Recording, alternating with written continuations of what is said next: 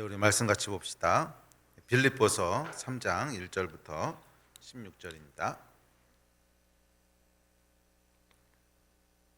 빌립보서 3장 1절부터 16절입니다. 다 찾으셨으면 다 같이 한 목소리로 1절부터 읽습니다. 시작.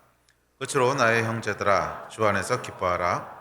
너희에게 같은 말을 쓰는 것이 내게는 수고로움이 없고 너희에게는 안전하니라. 개들을 삼가고 행악하는 자들을 삼가고 몸을 상해하는 일을 삼가라. 하나님의 성령으로 봉사하며 그리스도 예수로 자랑하고 육체를 신뢰하지 아니하는 우리가 곧 할례파라. 그러나 나도 육체를 신뢰할 만하며 만일 누구든지 다른 이가 육체를 신뢰할 것이 있는 줄로 생각하면 나는 더욱 그러하리니 나는 8일 만에 할례를 받고 이스라엘 족속이요 베냐민 지파요 히브리인 중에 히브리인이요 율법으로는 바리새인이요 열심으로는 교회를 박해하고 율법의 의로는 흠이 없는 자라. 그러나 무엇이든지 내게 유익하던 것을 내가 그리스도를 위하여 다 해로 여길 뿐더러 또한 모든 것을 해로 여김은 내 주 그리스도 예수를 아는 지식이 가장 고상하기 때문이라. 내가 그를 위하여 모든 것을 잃어버리고 배설물로 여김은 그리스도를 얻고 그 안에서 발견되려 함이니 내가 가진 의는 율법에서 난 것이 아니요 오직 그리스도를 믿음으로 말미암는 것이니 곧 믿음으로 하나님께로부터 난 의라. 내가 그리스도와 그 부활의 권능과 그 고난의 참여함을 알고자 하여 그의 죽으심을 본받아 어떻게 해서든지 죽은 자 가운데서 부활에 이르려 하노니 내가 이미 얻었다 함도 아니요 온전히 이루었다 함도 아니라 오직 내가 그리스도 예수께 잡힌 바 된 그것을 잡으려고 달려가노라. 형제들아, 나는 아직 내가 잡은 줄로 여기지 아니하고 오직 한 일, 즉 뒤에 있는 것은 잊어버리고 앞에 있는 것을 잡으려고 푯대를 향하여 그리스도 예수 안에서 하나님이 위에서 부르신 부름의 상을 위하여 달려가노라. 그러므로 누구든지 우리 온전히 이룬 자들은 이렇게 생각할지니 만일 어떤 일에 너희가 달리 생각하면 하나님이 이것도 너희에게 나타내시리라. 오직 우리가 어디까지 이르렀든지 그대로 행할 것이라. 아멘. 빌립보서 3장은 2장까지와는 조금 다른 내용을 이제 서술하기 시작하는데 그것은 교회 내에 들어와 있는 유대 율법주의자들에 대한 경고로 시작합니다. 2장까지 내용은 기뻐하라는 내용과 또 캐노시스에 대한 내용으로 쭉 이어져 오다가 3장으로 넘어가면 유대 율법주의자들에 대한 경고를 시작합니다. 유대 율법주의자들이라고 하는 것은 교회 안에 들어와 있던 사람들이에요. 그래서 예수 그리스도를 믿는 사람들이었지만 먼저 할례를 통해서 유대교로 개종을 하고 율법을 지키고 그리고 예수를 믿어야 구원을 받는다고 생각했던 그런 사람들입니다. 그 당시는 유대인들이 이 하나님을 유대인들의 하나님으로 생각을 했고 그 외에는 구원이 없다고 믿었죠. 그래서 이방인들이 구원을 받기 위해서는 유대인이 먼저 되어야 된다 그렇게 믿어왔습니다. 예수님 이전에도 그렇게 믿어왔고 그래서 이방인들이 유대인들이 되는 방법이 있었어요. 양자처럼 입양되는 건데 그게 이제 할례였습니다. 할례를 받으면 이방인이지만 유대인으로 개종할 수 있었고 근데 교회 안에도 그 생각이 그대로 들어와서 먼저 유대인이 되어야 되고 그리고 율법을 지켜야 된다. 그래서 유대 율법주의자들 뭐 이렇게 부르는 사람들입니다. 그 빌립보서는 영적인 기쁨에 대한 책입니다. 그런데 영적인 기쁨의 가장 큰 적이 뭘까요? 그게 바로 율법이라는 거예요. 율법, 행위. 그러니까 오늘날로 얘기하면 종교 행위 뭐 이런 거죠. 자, 그런 의미에서 3장에서 기술하고 있는 유대 율법주의에 대한 경고는 기쁨을 이야기하는 2장의 내용에서부터 쭉 연결되고 있습니다. 우리의 기쁨을 앗아가는 가장 큰 요인은 환난도, 역경도, 질병도, 실패도 아니에요. 바울은 이 모든 것들을 경험했지만 여전히 초월적인 기쁨을 누렸습니다. 환난도 많았고 역경도 많았고 질병도 있었고 실패도 했고 그랬지만 바울은 이것들과 상관없이 상황과 관계없이 초월적인 기쁨을 누리고 있죠. 그러면서 쓴 편지가 빌립보서 아닙니까? 네, 그래서 이런 것이 문제가 아니라는 거예요. 기쁨을 앗아가는 가장 큰 원수가 있는데 그건 뭐냐 하면 율법이라는 거예요. 기쁨을 앗아가는 가장 큰 원수는 종교라는 것입니다. 율법이 들어오는 순간 우리의 기쁨은 의무감이 되고 부담, 짐이 되고 두려움이 됩니다. 복음은 은혜와 기쁨에 기초하고 있다면 율법은 저주와 두려움에 기초하고 있습니다. 율법을 지키지 못하면 저주를 받고 그러니까 두려워하고 뭐 여기에 기초하고 있는 거죠. 그런데 이런 저주나 두려움은 하나님의 성품은 아니세요. 이건 오히려 마귀의 성품입니다. 뭐 율법 자체가 마귀에게 속하고 악한 것은 아니에요. 그렇지만 이 율법의 틈을 타서 죄가 이런 것들을 이용한다는 거죠. 로마서 7장 7절 8절에 보면 율법은 다 좋은 거지만 그 율법의 틈을 타서 이런 마귀가 저주와 두려움의 속성을 가지고 사람들을 이제 넘어뜨린다고 하는 것입니다. 자, 이 율법의 교묘한 점은 뭐냐면 드러나는 모습만 보면 복음과 거의 비슷하다는 거예요. 이게 율법 때문에 율법 때문에 열심을 내는 건지 아니면 진짜 복음 때문에 열심을 내는 건지 겉으로는 구분이 안 됩니다.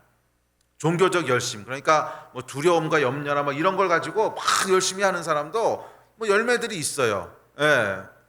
뭐 율법과 종교를 가지고 열심히 전도해도 뭐 전도의 열매도 있을 수 있고, 또 만약 저같이 목회를 하는 사람이면 율법적으로 열심히 해도 뭐 교회가 부흥하고, 그럴 수 있다는 거예요. 그래서 겉으로 드러나는 모습은 너무 똑같아서 구분이 안 돼요.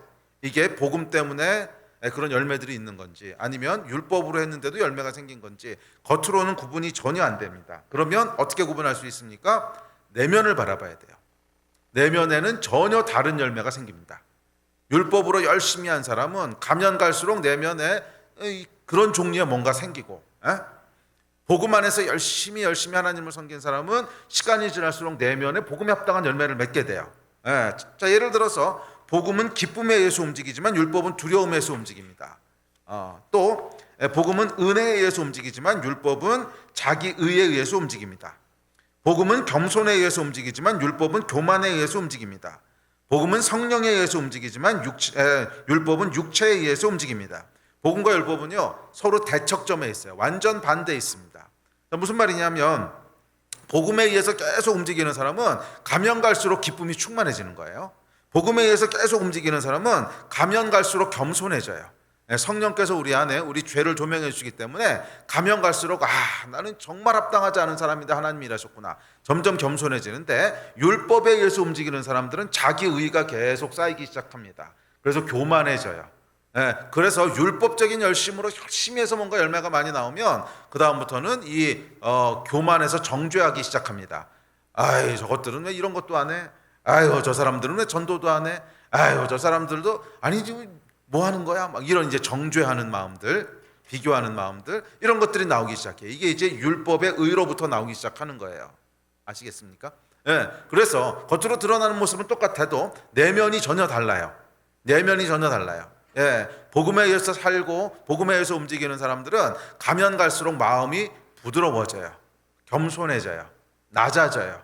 그래서 눈물도 많아지고 감사도 많아지고 그렇게 되는데, 율법에 의해서 살아가는 사람은 가면 갈수록 마음이 거칠어져요. 공격적이 되고 비판적이 되고, 쟤네는 왜 이런 것도 안 해? 아니 금요예배도 막 빠져? 막 그런 마음다. 아니 이러다고 금요예배 빠지는 거 면죄부 주는 건 아닌데, 그런 이제 비판하는 마음들, 정죄하는 마음들이 자꾸 올라온다는 거예요. 아니 이 교회는 왜 이런 것도 안 해? 저 교회는 왜 저런 것도 안 해? 이런 마음들이 올라오기 시작합니다. 이게 뭐냐면 이게 사실은 교만이거든요. 그리고 율법에 의한 열심에 의해서 뭔가 보여지는 게 나온 거예요. 그러면 이제 이렇게 반응하기 시작합니다. 하여간 이 복음과 율법은 서로 대척점에 있습니다. 자, 그럼에도 이 율법이 교회 안에 몰래 깊숙이 들어와서 성도들을 헷갈리게 하는 것은 이게 영이기 때문에 그렇습니다. 인간의 모든 행동은 갈망에서부터 시작되고 갈망은 영이라 그랬죠. 갈망은 영이에요. 그리고 이 율법을 행하게 하는 영은 종교의 영입니다. 종교의 영. 그리고 종교의 영은 그 뿌리가 두려움에 있습니다. 두려움 때문에 뭔가를 하게 하는 거예요. 뭐 죽음에 대한 두려움으로부터 질병에 대한 두려움, 실패에 대한 두려움, 또 사람들에게 인정받지 못할 것에 대한 두려움까지, 이 두려움으로 해서 사람들은 종교를 찾게 돼요. 그러니까 종교의 영은 두려움을 종교적 열심을 통해서 극복하려고 그래요. 내 안에 뭔가 두려움이 있으면 죽음에 대한 두려움, 실패에 대한 두려움, 그러면 그것을 종교적인 열심을 통해서 극복하려고 합니다. 자, 그런 면에서 종교의 영은 기쁨과는 대척점에 있어요. 두려움 때문에 뭔가를 계속 하게 하는 거예요. 기쁨과 카노시스를 이야기한 바울은 빌립보서 3장에서 그 대척점에 있는 율법주의, 율법주의, 이제 오늘날은 율법주의라고 부르기보다는 종교, 드러나는 종교 행위 뭐 이런 것들을 이야기합니다. 우리의 기쁨을 의무감과 두려움으로 바꿔버리는 이 기쁨의 원수에 대해서 살펴보면서 저와 여러분 안에 율법이 아닌 복음의 기쁨이 역사하는 그런 은혜가 있기를 축복합니다. 우리 안에 몰래 들어와 있는 종교의 영은 다 떠나가고 은혜와 기쁨의 영이 역사하기를 주의 이름으로 축복합니다. 자, 1절부터 살펴보겠습니다. 자, 1절입니다. 시작. 끝으로 나의 형제들아 주 안에서 기뻐하라. 너희에게 같은 말을 쓰는 것이 내게는 수고로움이 없고 너희에게는 안전하니라. 자, 여기 보면 3장 1절이 끝으로 이러고 시작합니다. 그러니까 뭘 알 수 있냐면 지금 바울이 편지를 끝내려고 하고 있는 거죠. 마지막으로 이렇게 얘기하면서 그 결론이 뭐냐면 주 안에서 기뻐하라는 거예요. 주 안에서 기뻐하라. 바울의 결론은 주 안에서 기뻐하라는 것입니다. 여러분 주 안에서 기뻐하십시오. 주께서 여러분들에게 주신 기쁨을 원수에게 빼앗기지 마십시오. 자, 그런데 이 말씀을 마무리하던 바울이 갑자기 생각난 게 있었어요. 그래서 여기서 끝내지 못하고 3장 4장을 이어갑니다. 졸지의 편지가 2배 길이가 됐어요. 더블이 됐죠. 바울이 기쁨에 대해서 얘기하고 캐노시스 얘기하고 이 기쁨을 잃지 마십시오 하고 끝내려고 하다가 문득 기억난 게 뭘까요? 그렇죠. 기쁨을 앗아가는 원수, 기쁨을 빼앗아가는 원수. 그게 이제 생각난 거예요. 유대 율법주의자들. 그래서 다시 그 얘기를 쓰기 시작하는 것이 이제 3장 그리고 4장까지 이어지는 내용입니다. 우리의 기쁨을 빼앗아가는 원수가 있는데 이 원수를 손할례당이라고 바울이 불렀어요. 우리 번역본에는 안 나오는데 옛날 번역본이 손할례당으로 표현을 했는데 유대 율법주의자들을 손할례당이라고 표현했습니다. 우리 성경에는 몸을 상해하는 자 이렇게 번역되어 있습니다. 2절 한번 읽어보죠. 자, 시작. 개들을 삼가고 향악하는 자들을 삼가고 몸을 상해하는 일을 삼가라. 이 바울이 여러분 이 사람들에 대해서 얼마나 열받았는지 개들이라고 불렀습니다. 이게 성경에서 가장 적나라한 표현이에요. 사실 그냥 번역을 잘하느라고 개들이라고 불렀지 실제로는 개 XX 이렇게 부른 거예요. 이 개 XX들을 조심해라. 성경에 이런 말이 나와 있는지 몰랐죠. 정말 구약은 모르겠지만 적어도 신약 성경에서는 가장 과격한 표현입니다. 이 개 XX들을 조심해라. 바울이 굉장히 열받아 있는 거예요. 이 사람들이 우리 안에 있는 모든 복음의 기쁨과 생명을 다 슬그머니 뺏어가는 존재니까 바울이 너무 화가 난 거예요. 그래서 이 개 XX들 조심해. 개들, 행악하는 자들, 그리고 몸을 상해하는 일을 조심해라. 근데 여기 몸을 상해한다고 번역되어 있는데 요건 이제 번역을 약간 풀어서 번역한 거고 옛날 개역 개정에 보면 손할례당을 조심하라 이렇게 나와 있어요. 근데 왜 이렇게 다르게 번역했냐면 원래 원어에 보면은 할례라고 하는 게 뭐냐면 파리토메예요. 파리토메. 할례를 행하다 그럼 파리토메인데 비슷한 말 중에 잘라내다, 절단하다라고 하는 단어가 있는데 그게 카타토메예요. 카타. 그러니까 영어의 커트. 그거야 아마 원류일 거예요. 이게 아마. 확인은 안 해봤는데 믿거나 말거나. 근데 이건 아마 80%는 맞을 거야. 카타토메, 잘라내다 이런 뜻이에요. 잘라내다, 절단하다. 그래서 바울이 지금 비슷한 단어를 2개를 열거하면서 워드 플레이를 하고 있는 거예요. 원래는 파리토메를 해야 되는데 할례라고 하는 건 파리토메를 행해야 되는데 카타토메를 하고 있는 자들이 있다. 그냥 잘라내는 것 자체에 목적을 두고 있는 자들이 있다. 이런 뜻이죠. 그래서 이게 뭐냐면 비슷한 단어 2개, 파리토메, 카타토메 이렇게 그 열거함으로써 비슷해 보이지만 실제로는 굉장히 다른 그것을 이제 은유적으로 보여주고 있는 아주 멋있는 표현이죠. 파리토메 할례를 해야 되는데 파리토메가 아니고 카타토메 하고 있는 자들이 있어. 그냥 잘라내는 거 하고 있는 자들이 있어. 비슷해요. 파리토메, 카타토메. 그러면서 이제 이것을 워드 플레이하면서 우리에게 뉘앙스를 전달하는 거예요. 교회 안에 비슷해 보이는 유대 율법자들이 있지만 전혀 다른 거야. 이 얘기를 하고 있는 건데 그래서 우리말로 번역할 때 이제 할례가 아니고 손할례라고 번역을 한 거예요. 옛날 성경에는. 근데 손이라고 하는 게 무슨 뜻이냐면 손절하다 할 때 그 손이에요. 잘라내다. 자를 손. 그래서 손절하다 우리가 그런 표현 쓰죠. 뭐 패북 손절해 막 그런 거 하잖아요. 그러니까 이게 잘라내다 이런 뜻인데 그러니까 잘라내는 것을 할례처럼 생각하는 사람들. 그래서 손할례당 뭐 이렇게 이제 옛날 성경에 표현을 했습니다. 자, 어찌되었든 간에 이 손할례당이 오늘날도 모양만 바꿔서 여전히 교회 안에 들어와서 우리의 기쁨을 앗아가고 있다는 거예요. 그게 종교 또는 종교 행위입니다. 자, 유대 율법주의자들은 앞서도 얘기했지만 할례를 통해서 먼저 유대인이 되고 율법을 지켜야 된다 이렇게 얘기했습니다. 그런데 이 율법주의는 초대교회만의 문제는 아니에요. 구약시대 때도 초대교회 때도 그리고 지금도 모양은 다르지만 동일하게 역사하는 영이 있다는 거예요. 만약 이것이 정말로 초대교회 때 바울이 있었던 시대에 그 유대 율법주의자들만의 문제였다면 성령께서 이걸 굳이 성경에 기록하게 하셨겠어요? 우리랑 아무 상관도 없는 얘기인데. 그럴 리가 없죠. 성령께서 그 당시에 있었던 모든 일을 다 기록하게 한 게 아니거든요. 꼭 필요한 말씀만 뽑아서 기록하셨어요. 요한복음에 보면 그때 있었던 모든 일을 다 기록하려면 책이 넘쳐날 거야 이렇게 얘기하죠. 그러니까 그 중에서 모든 후대 사람들도 꼭 알아야 되는 얘기만 뽑아서 기록하신 거란 말이에요. 근데 이 이야기가 들어있어요. 그러니까 그건 뭐냐면 이 유대 율법주의의 문제는 초대교회만의 문제가 아니라 모든 시대 모든 사람들 가운데 똑같은 일이 일어날 거라는 거예요. 모양만 바뀌어서. 그게 종교의 영입니다. 종교의 영. 그래서 뭐 구약시대 때는 이 종교의 영이 바알이라든지 아니면 금송아지라든지 이런 모습으로 나타났다면 초대교회 때는 율법주의의 모습으로 나타나고 또 지금 현대교회에서는 또 다른 모습으로 나타나지만 동일한 원리를 가지고 일한다는 거예요. 자, 종교의 영인데 이 종교의 영의 핵심은 뭐냐면 두려움이라는 거예요. 두려움 때문에 행하게 하는 그런 영이 있다는 거예요. 특별히 보이는 세계에 대한 두려움을 얘기합니다. 보이지 않는 세계에 대한 두려움은요 오히려 우리를 하나님께로 인도합니다. 보이지 않는 세계에 대한 두려움을 성경에서는 경외함 이렇게 부르죠. The fear of the Lord, 하나님에 대한 경외함, 두려움. 그건 이제 건강한 종류의 두려움이에요. 그런데 이 종교의 영은 뭐냐면 보이는 것들에 대한 두려움이에요. 재정에 대한 두려움, 건강에 대한 두려움, 목숨에 대한 두려움, 친구와의 관계에 대한 두려움, 돈을 못 벌까가 두려움, 취업이 안 될 거에 대한 두려움, 하여간 이런 보이는 것들에 대한 두려움입니다. 목사님 그래도 귀신을 두려워하는 건 그럼 건강한 두려움인가요? 귀신이나 마귀나? 아니 여러분, 이 귀신이나 마귀는 보이지 않는 존재긴 하지만 그 본질은 보이는 세계에 대한 두려움입니다. 왜냐하면 귀신을 두려워하는 것은 내 영원한 내 영혼이 어떻게 될까 이거 두려워하는 게 아니죠. 귀신을 두려워하는 것은 귀신이 해코지할까 봐 두려워하는 거거든. 그건 뭐예요? 애군 낄까 봐 두려워하는 거예요. 애군이 뭐야? 혹시 병 걸릴까 봐, 혹시 망할까 봐. 그러니까 다 보이는 것들에 대한 두려움이에요. 귀신이 내 보이는 것들에 대해서 뭔가 행할까 봐 두려워하는 거란 말이에요. 그래서 이런 것들도 그 귀신 자체는 보이지 않는 존재지만 우리의 두려움의 본질은 보이는 어떤 것들이 해를 입을까 봐 거기에 대한 두려움입니다. 오히려 보이지 않는 것에 대한 그것은 뭐예요? 내 영혼의 운명은 어떻게 될까? 혹시 지옥 가는 게 아닐까? 이런 두려움은요 결국 하나님께로 우리를 인도하게 됩니다. 많은 경우 그래요. 자, 그래서 사람들은 종교를 통해서 이 두려움을 벗어나려고 합니다. 구약시대에는 금송아지 우상 만들었고 또 후에는 바알 만들었고 이런.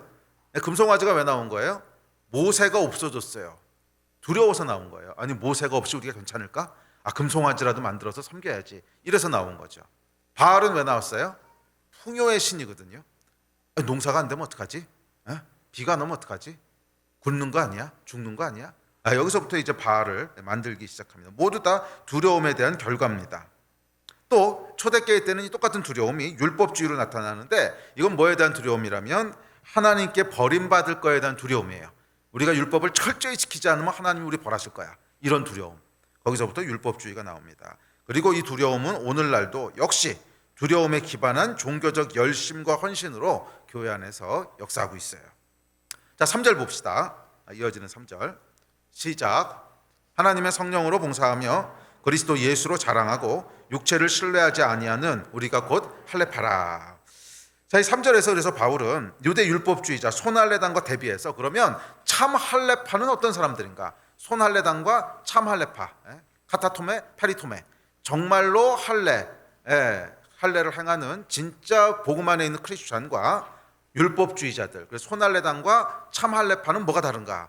그 기준으로 세 가지를 제시합니다. 세 가지를 제시하는데 이 세 가지가 뒤집어 얘기하면 손할례당 율법주의자들의 특징이 되기도 하고 또 결국은 이 캐노시스에 대한 어떤 기준이 되기도 합니다. 그러니까 결론적으로 얘기하면 이 세 가지예요. 성령으로 봉사하고 그리스도 예수로 자랑하고 육체를 신뢰하지 않는 이 세 가지가 참 할례파의 특징이라는 거예요. 뒤집어 얘기하면 성령으로 봉사하지 않고 그리스도 예수가 아니고 나를 자랑하고 육체를 신뢰하는 그것은 율법주의 종교라는 거예요. 또 캐노시스는 뭐예요? 성령께 봉사하고 예수를 높이고 나를 신뢰하지 않는 게 캐노시스라는 거예요. 자, 이것을 하나씩 살펴봅시다. 자, 첫째는 성령으로 봉사한다는 거예요. 성령인가 율법인가 이 질문. 샤말레파는 성령으로 봉사하지만 종교는 율법으로 행동합니다. 자, 봉사하다라고 하는 단어는 이제 번역하면서 봉사라고 했지만 우리의 모든 신앙생활을 통칭하는 겁니다. 예배에 나오고 뭐 헌금하고 봉사하고 선교하고 다 통칭해서 봉사라고 그냥 한 거예요. 성령으로 신앙생활을 해야 된다는 거예요. 성령으로. 자, 성령으로 신앙생활한다고 하는 건 뭐냐면 성령께서 주시는 사랑과 감사와 기쁨과 은혜, 이 마음으로 봉사해야 된다는 거예요. 이 마음으로 움직여야 된다는 거예요. 예배를 왜 나왔어요? 성령께서 주시는 기쁨으로 나오는 거예요. 왜 헌금해요? 성령께서 주시는 감사 때문에 헌금하는 거예요. 왜 선교해요? 하나님께서 주시는 감격이 있으니까 선교하는 거예요. 이게 성령으로 봉사한다는 뜻이에요. 아멘. 네. 종교와 복음을 가르는 가장 중요한 기준은 뭐냐면 드러나는 행위가 아니라 그 행위를 하는 마음이에요. 여기서 차이가 나는 거예요. 보여지는 건 똑같아요. 페리토메, 카타토메 뭐 둘 다 잘라내는 거예요. 똑같아.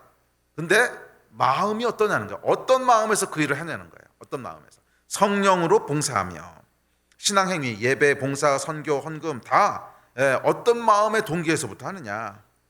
이것이 가르는 기준입니다. 동기란 다른 말로는 갈망인데 이 갈망이 영이라고 했죠. 그래서 이 동기, 갈망이 어떤 영에서부터 온 거냐? 성령에서부터 온 동기와 갈망이냐? 성령에서부터 온 동기와 갈망은 뭐겠어요? 기쁨과 감사와 은혜와 이런 거죠. 이게 성령이 주시는 갈망이고 그 갈망에서부터 나오는 봉사예요. 반대가 있는데 두려움과 염려가 있어요. 이게 종교의 영인데 종교의 영은 두려움과 염려를 줘요. 그래서 그 마음 때문에 뭔가를 열심히 해요. 면피하려고. 이거 예배하고 봉사하고 헌금하는 것이 너무 기쁘고 좋아서 하는 것인가? 오늘 여러분 어떤 마음으로 예배 나오셨습니까? 정말 기뻐서 너무 기대해서 나오셨습니까? 그렇다면 여러분들은 성령으로 지금 봉사하는 거예요. 그렇지 않고 끌려 나오셨습니까? 안 나오면 엄마가 뭐라 그러니까? 사람들 눈치가 있으니까. 그럼 이게 종교라는 거예요. 이게 종교의 영이라는 것입니다. 어떤 이유에서인지 두려워서 안 하면 벌 받을 것 같아서 욕심 때문에 인정받고 싶어서 아니면 해오던 일이니까 하여간 그래서 한다면 이것이 율법이고 종교입니다. 율법과 복음을 가르는 것은 마음의 동기입니다. 다시 얘기하지만 종교의 영은 기쁨이 아니라 두려움에서부터 시작됩니다. 이 두려움은 앞서 얘기했듯이 보이는 세계에 대한 두려움이기에 이 두려움을 극복하기 위해서 보이는 것들을 중요하게 생각합니다. 보이는 행동, 보여지는 직분, 보이는 헌금, 마음보다는 이렇게 보여지는 것에 더 집중하게 됩니다. 그런 의미에서 종교의 영은요, 율법을 행하게 하는, 보이게 하는 거죠. 이것의 영이에요. 직분, 집사냐, 장로냐, 리더냐, 목사냐, 이런 거, 또는 은사, 선행, 봉사, 헌금. 하나님 앞에서의 마음보다는 보여지는 율법적 종교 행위를 중요하게 생각합니다. 이런 행위를 해야지 안전할 거라고 느껴요. 그래야 안심이 돼요. 그래야 하나님께로부터 받아들여질 것이라고 느낍니다. 그래서 여러분, 이 땅의 대부분의 크리스찬들이 믿고 있는 절대적인 믿음 중에 하나가 뭔지 아십니까? 지성이면 감천이다. 예수 십자가보다도 더 강력한 복음 아니에요? 지성이면 감천이다. 이게 우리나라가 원래 굉장히 종교적인 나라였잖아요. 샤머니즘에서 이렇게 나온 나라이기 때문에 종교적 열심이 굉장히 있는 민족성이 있거든요. 그래서 예수를 믿으면서도 열심히 하면은 하늘도 감동하실 거야. 열심히 내가 뭐를 하면 하늘도 움직이실 거야. 이게 사실 십자가보다도 더 강력한 믿음이에요, 우리들. 사실 그래요. 우리 안에 깊숙이 보면 그거 있지 않아요? 내가 이렇게 열심히 헌신을 하면 하나님께서 어떻게 하실 거야, 이런 거.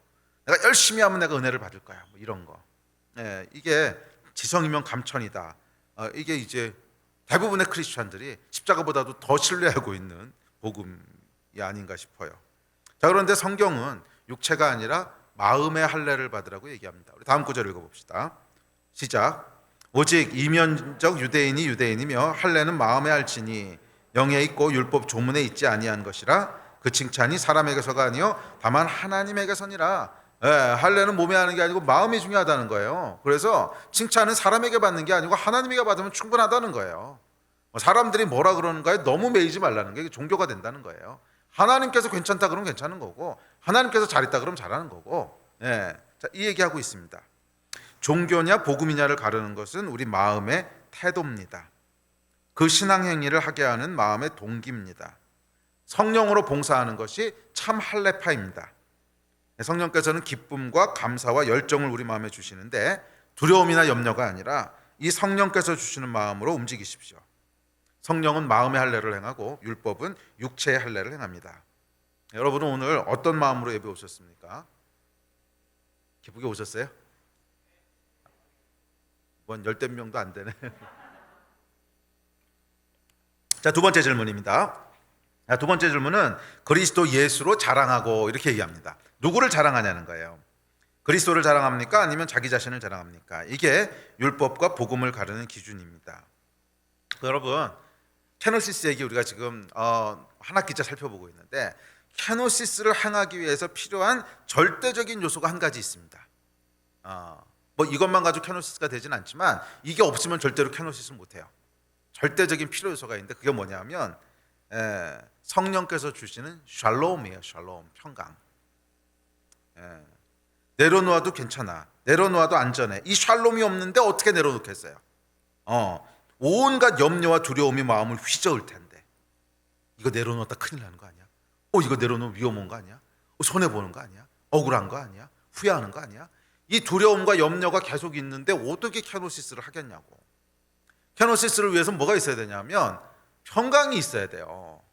내려놔도 괜찮아, 내가 내려놔도 위험하지 않아, 하나님이 지키셔, 하나님이 나를 보호하셔, 나는 하나님의 존귀한 자야, 내가 굳이 증명하지 않아도 하나님이 나를 아셔. 이 샬롬이 있을 때, 이게 성령께서 주시는 건데, 이 샬롬이 있을 때 우리가 비로소 케노시스를 할 수 있게 돼요. 그렇지 않으면 두려움의 지배를 받게 됩니다. 그래요 여러분, 케노시스 하지 못하는 이유 중에 하나는 불안입니다. 내려놓아도 괜찮을지가 불안한 거예요.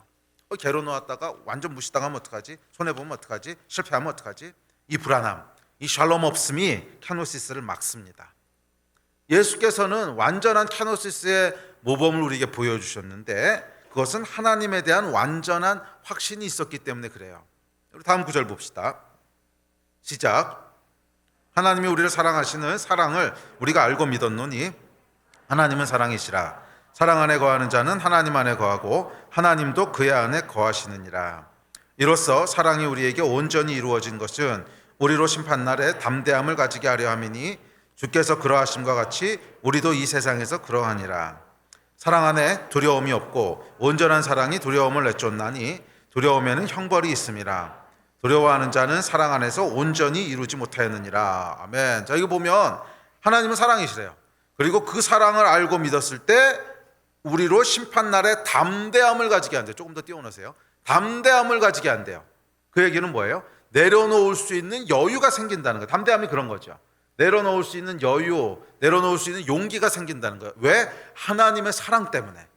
하나님이 나를 사랑하시는구나. 뭐 이까짓 거 내려놔도 큰일 안 나. 이 담대함, 이 여유가 생긴다는 거예요. 이 샬롬이 이걸 가능하게 하는 거예요. 우리 안에 평강이. 그 평강은 하나님의 사랑에서부터 오는 거예요. 하나님이 나를 사랑하시는구나. 예수께서 하나님의 사랑을 아셨을 때, 우리가 하나님의 사랑을 알 때, 우리가 아무것도 하지 않고 아무것도 이루지 않아도 여전히 우리는 하나님의 존귀한 존재고, 여전히 우리는 하나님의 자녀고, 나는 괜찮아. 이 하나님의 사랑이 우리 안에 역사할 때 이 사랑이 뭐를 내어 쫓는다는 거예요? 두려움을 내어 쫓는다는 거예요. 두려움을 내어 쫓는다는 거. 18절. 이 사랑이 두려움을 내어 쫓는다는 거예요. 우리로 안심하게 하고 평안하게 한다는 거예요. 그럴 때 비로소 우리가 케노시스 할 수 있게 됩니다. 자, 그러나 반대로 성령께서 주신 샬롬이 없을 때 우리는 불안해요. 두려워요. 그리고 이 두려움은 우리의 혼을, 즉 자아를 강화합니다. 제가 여러 번 얘기했죠. 이 두려움이 들어오면 영이 움직이지 않아요. 두려움이 들어오면 영이 반응하는 것이 아니라 우리의 혼이 반응합니다. 어떡하지? 이 위기를 어떻게 해결하지? 어떻게 뚫고 나가지? 혼이 부지런히 움직이기 시작합니다. 이게 자아가 강화되는 거죠. 그리고 이 강화된 자아의 특징은 자기 영광이에요. 자기를 자랑하고 싶어하고 자기를 높이고 싶어합니다. 그래서 두려움은 우리의 자아를 강하게 만들고 안티캐노시스예요. 오히려 자아를 강하게 만들고 우리로 자랑하게 만들어요. 우리를 높이게 만들어요. 말은 그럴듯하게 합니다. 뭐 주를 위해서, 주의 영광을 위해서. 그런데 여러분 실제는 뭔지 아세요? 주를 위해서 일하는 나 이거죠. 주의 영광을 위해서. 말은 멋있게 해요. 그런데 주의 영광을 위해서 이렇게 일을 하는 나 이거.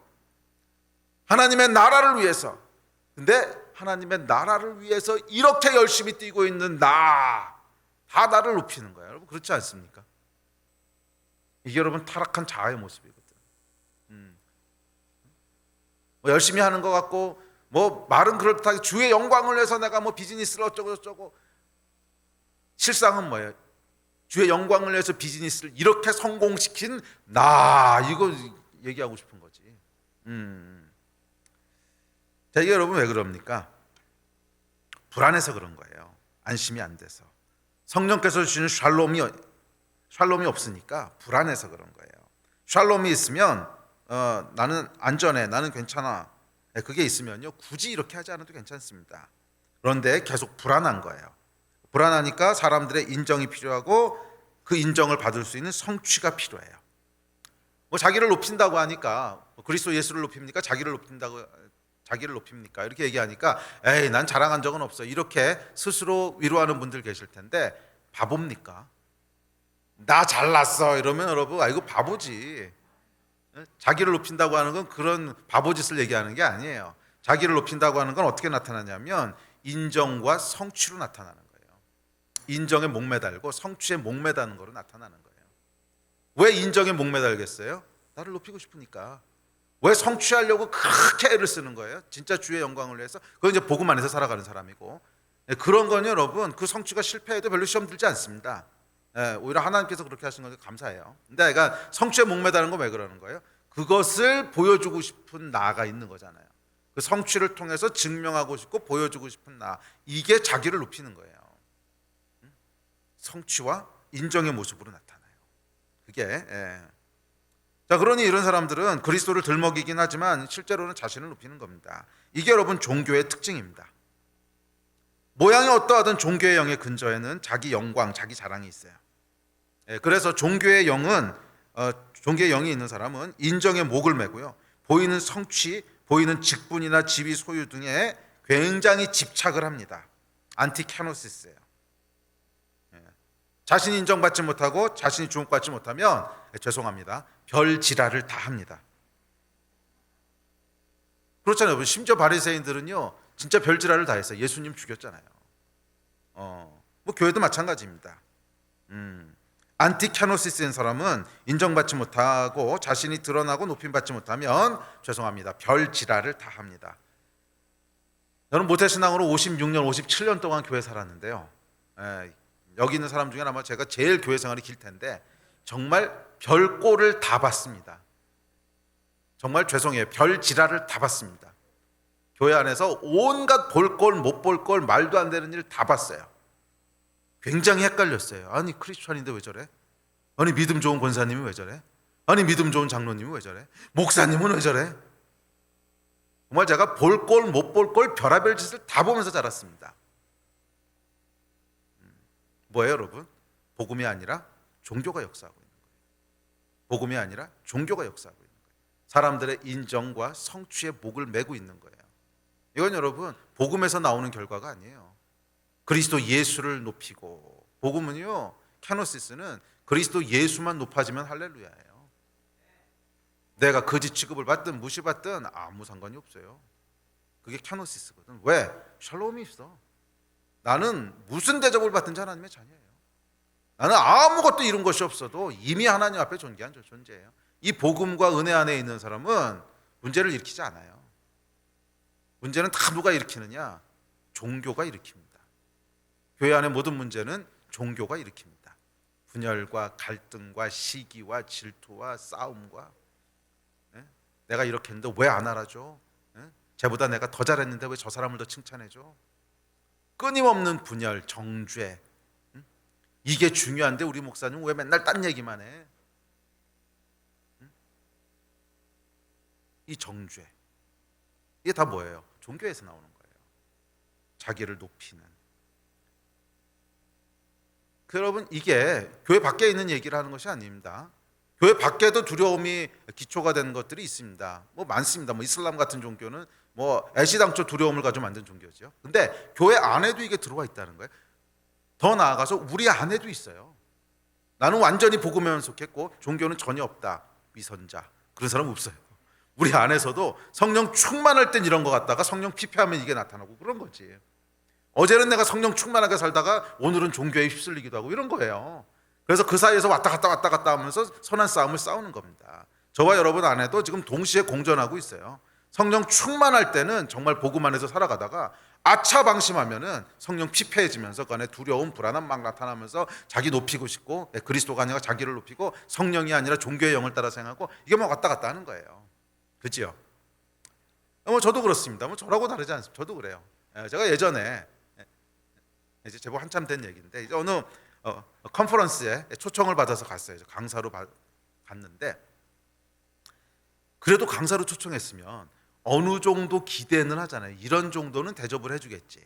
그런데 여기가 그 기대에 못 미치는 거예요. 아무 대단한 기대했던 건 아니에요. 밥은 주겠지. 뭐 그런데 밥도 안 줘요. 그냥 네 돈으로 사 먹고 오라는 거야. 이건 뭐지? 강사로 불렀으면 그래도 밥은 줘야 되는 거 아니야? 뭐 이런. 그러니까 제가 기대했던 것과 너무 다르게 막 저를 무시하는 것 같고, 넌 뭐 하러 왔어? 막 이런 느낌이 막 든 거예요. 미안합니다. 막 개무시 당하는 것 같은 그런 이제, 그러니까 제 안에 이제 이 별지랄이 올라오는 거예요. 별지랄. 그래도 어떻게 이럴 수가 있어? 내가 그래도 목사인데 막 이게 별지랄이 이렇게 올라옵니다. 제가 이렇게 겉으로 티를 내는 스타일은 아닙니다. 겉으로는 그냥 웃고 있는데 속으로는 치밀하게 복수를 계획하는 거죠. 이 원수를 어떻게 갚을까? 안티캐노시스죠. 이게 안티캐노시스. 이게 불안해서 그런 거예요. 그까지 밥 얼마 한다고? 그까지 밥 얼마 한다고? 내 돈 사 먹으면 되는 거잖아요.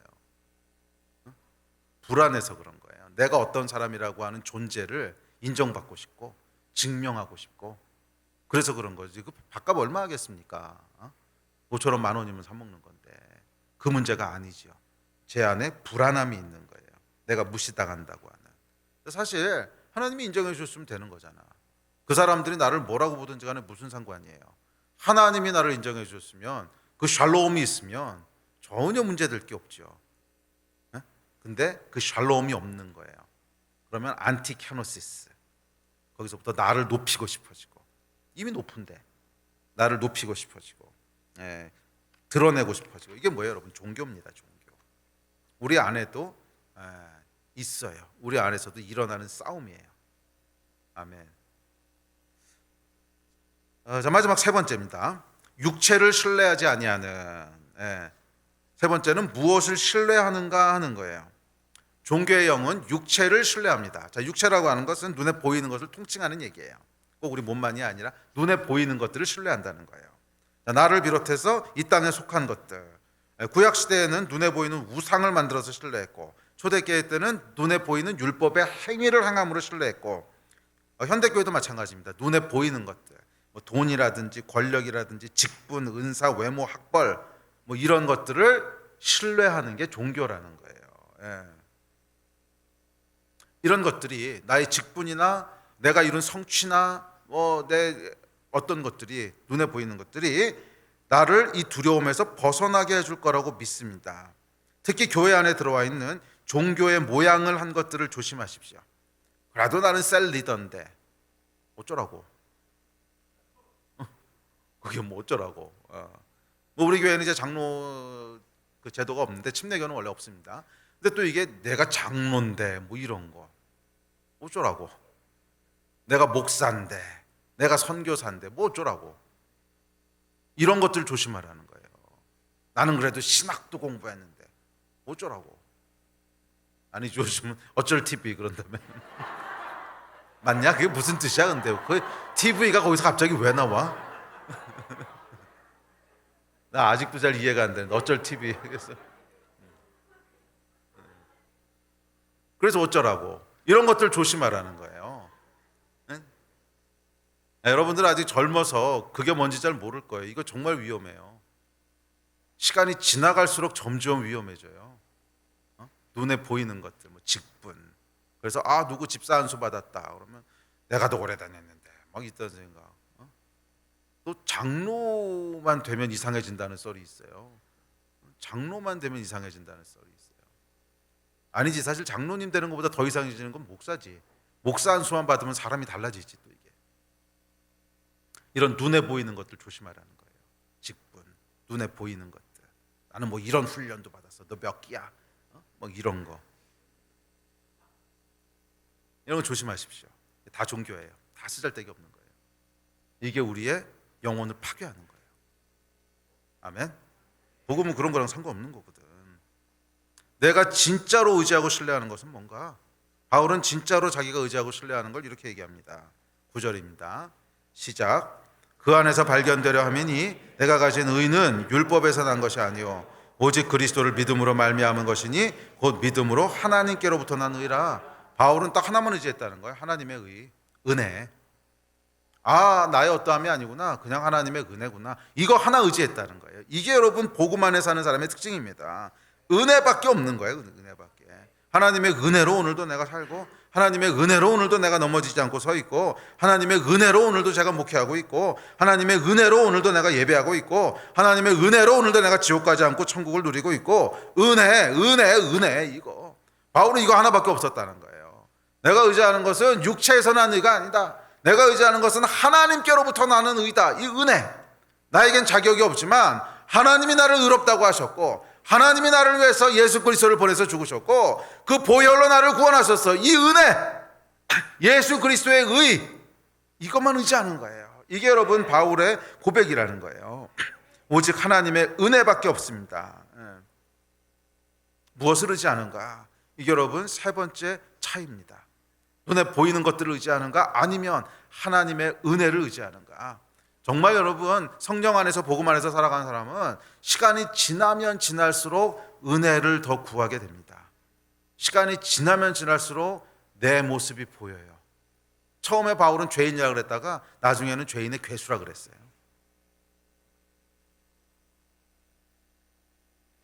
아무리 둘러봐도 내 육체로 할 수 있는 게 없는 거예요. 아무리 둘러봐도 내 자아는 죄 짓는 거 말고는 할 줄 아는 게 없는 거예요. 이게 성령님의 조명하심이 더 깊어지는 거예요.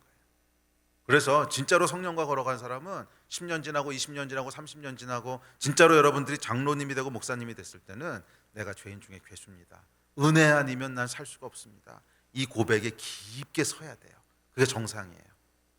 근데 그렇지 않고 보이는 것들, 내가 무슨 신학교도 몇 개 나왔고 학위도 몇 개가 있고, 이거 방송 잘못 나가면 돌 맞은데, 그래도 내가 뭐고 이런 것도 있고, 명함에 계속 뭐가 들어가. 뭐 어디 이사 어디 이사장 나중에 명함 한 장으로 안 돼. 이게 뭐예요 이게? 눈에 보이는 것들을 신뢰하는. 물론 뭐 그런 것들을 섬겨야 될 수밖에 없어서 섬길 수는 있습니다. 저도 요즘 뭐 이사 해달라는 부탁이 많이 와요. 근데 꼭 명함엔 안 박아도 되잖아. 꼭 명함엔 안 박아도 되잖아요. 그냥 섬기면 되는 거지. 자, 우리 예배팀 앞으로 나오십시오. 은혜, 오직 은혜. 말씀을 정리합시다. 이 종교에 잠식당한 교회를 보면 숨이 막힐 것 같아요. 종교에 잠식당한 교회를 보면 숨이 막힙니다. 복음 안에 있는 자유도 기쁨도 해방도 없어요. 그저 두려움의 노예로 일하고 또 일합니다. 열심히 일은 하는데 교회에는 문제가 더 많아져요. 분열은 더 심각해지고 갈등은 해결점이 보이지 않습니다. 세상에 감동을 주기보다는 세상으로부터 염려의 소리를 듣습니다. 어디서부터 잘못되었을까? 처음부터 잘못됐습니다. 어디서부터 잘못됐냐고요? 처음부터 잘못됐습니다. 처음이 뭐예요? 성령으로 시작했어야 된다는 거예요. 처음에 시작했던 마음의 동기부터 잘못된 거예요. 처음에 시작했던 마음의 동기가 성령으로 봉사하는, 성령께서 주시는 기쁨과 감사와 감격과 열정과 이것으로 시작하지 않고, 성령이 주시는 샬롬으로 시작되지 않고, 이 샬롬 없이 시작된 그 두려움과 염려가 이 빈자리를 차지해버린 거지. 이 처음 시작점부터 잘못된 겁니다. 그 결과 우리의 혼이 작동하기 시작하고 캐노시스는 저기 물 건너가고 오히려 안티캐노시스가 강력하게 자리합니다. 종교입니다. 교회가요 종교에 점령당해 버렸어요. 교회가 종교에 점령당했어요. 그 아름답고 그 평안하고 기쁘고 즐거워야 될 이 하나님의 백성이 그 안에 오면 답답하고 서로 경쟁하고 시기하고 싸우고 비판하고 정죄하고. 종교죠 이게. 딴 사람 얘기가 아니고 내 얘기입니다. 내 얘기. 우리 안에 있는 종교, 그 종교의 영이 결국 교회를 숨막히는 곳으로 만듭니다. 교회를 숨막히는 곳으로 만듭니다. 네, 여러분, 우리에게 필요한 것은 종교가 아니라 성령입니다. 성령입니다. 성령께서 주시는 하나님의 사랑에 대한 확신과 샬롬이 있어야 돼요. 그래야 우리가 담대해지기 시작합니다. 아, 이거 굳이 인정받지 않아도 괜찮아. 여유가 생기는 거예요. 하나님의 은혜가 부어질 때 우리는 비로소 불안함이 일으키는 종교에서 벗어나서 나를 비우고 참 안식으로 들어가는 캐노시스를 누리게 됩니다. 그리고 거기에 기쁨과 감사가 있는 거예요. 성령으로 살아가신 여러분 되시기를 바랍니다. 다시 성령 충만하시기를 도전합니다. 처음 시작뿐만이 아니라 어쩌면 우리가 이 땅에 살아가는 동안 매일 싸워야 되는 싸움이에요. 성령 충만할 것인가 아니면 그것을 놓칠 것인가. 성령 충만할 때는 우리 안에 성령께서 주시는 마음이 움직일 겁니다. 기쁘고 감사하고 흥분되고. 그러나 이걸 놓치고 나면 드라이한 마음과 동시에 염려와 두려움과 또 불편함과 쟤는 왜 저러지? 이런 불편한 마음들, 정죄하는 마음들이 스멀스멀 올라올 겁니다. 이게 뭐예요? 종교예요. 종교가 아니라 성령 안에서 걸어가신 여러분 되시기를 주의 이름으로 다시 한번 축복합니다. 우리 하나님께서 주신 기쁨을 뺏기지 마십시오. 원수에게 뺏기지 마십시오. 성령 충만할지어다. 아멘. 우리 일어나서 기도합시다.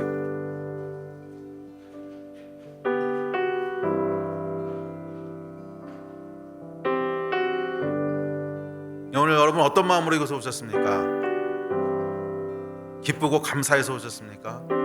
아니면 좀 거시기 한데 하여간 뭐 가야 되니까 오셨습니까? 다시 한번 성령의 충만을 구합시다. 우리의 문제는 수십 가지 수백 가지일 수 있어도 원인은 다 한 가지예요. 성령 충만하지 않기 때문에 그래요. 드러나는 원인, 모습은 수백 가지일 수 있어도 원인은 딱 하나입니다. 성령 충만을 잃어버린 거예요. 성령 충만할 때 우리는 정상적으로 작동합니다. 샬롬이 임합니다. 캐노시스가 이루어집니다. 우리 주변에 천국이 이루어지기 시작합니다.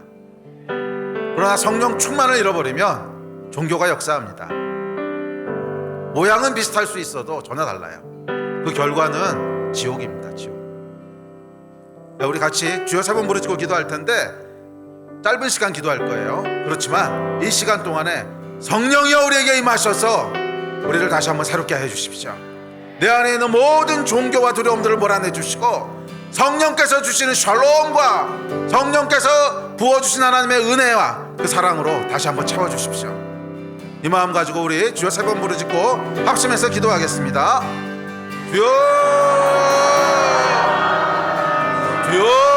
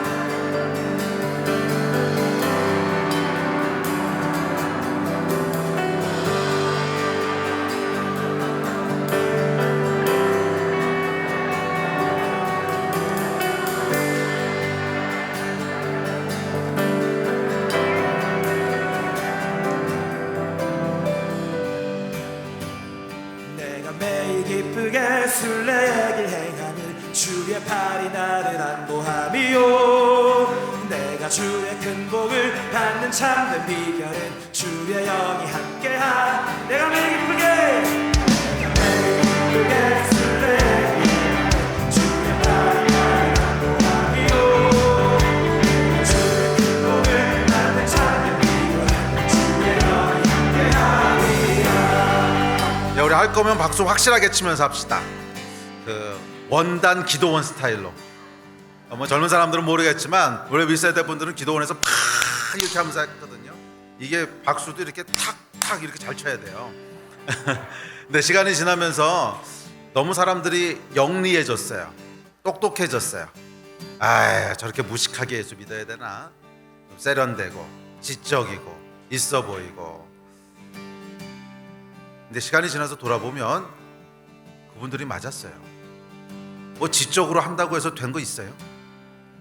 오히려 교회는 더 힘들어지고. 지적인 게 아니고 혼적으로 한 거죠. 결국엔 성령이 임하셔야 되는 거거든.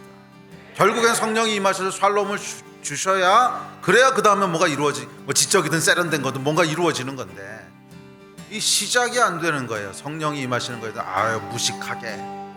야, 우리 한번 원단으로 돌아가서 해볼래? 이렇게 박수 칠 거면 확실하게 칩시다. 이게 박수 치는 거에 뭔가 있어요. 난 내가 경험해봐서 알아. 이게 뭔가 있어. 이게 좀 무식해 보이긴 하는데 이게 자아를 부인하는 뭔가가 있어요. 정말이라니까. 이게 정말 자아가 부인되는, 이게 내가 뭐 하고 있는 거지 막 이러면서 그래서 대학까지 나온 사람이 이게 뭐 하고 있는 거지 이러면서 그 안에 하여간 뭔가 있어요. 우리 원단 기도원 스타일로 한번 해봅시다. 자, 우리 다시 한번 찬양합시다.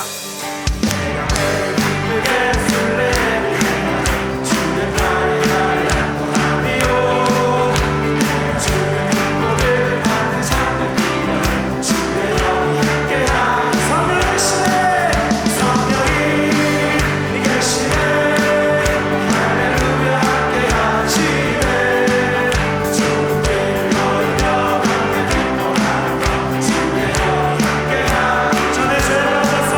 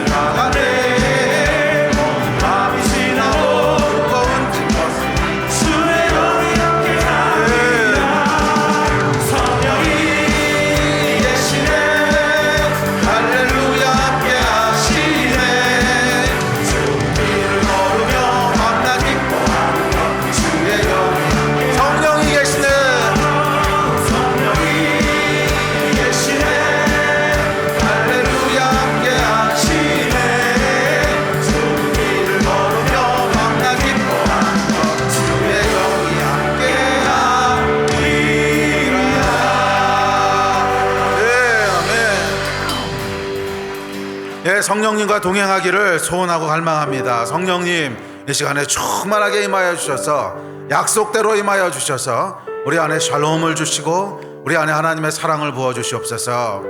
주님과 동행하는 복음 안에 살아가는 삶이 되기를 원합니다. 은혜로 걸어가는 삶이 되기를 원합니다. 주여 축복하셔서 종교의 영으로부터 우리를 자유케 하여 주시고 종교의 그 터프함으로부터 우리 마음을 지켜주시고 정말 하나님의 사랑과 은혜와 기쁨과 샬롬 가운데 걸어가는 기쁘고 복된 인생들 다 되게 하여 주시옵소서. 주 예수 그리스도의 이름으로 감사하며 기도했습니다. 아멘. 아멘.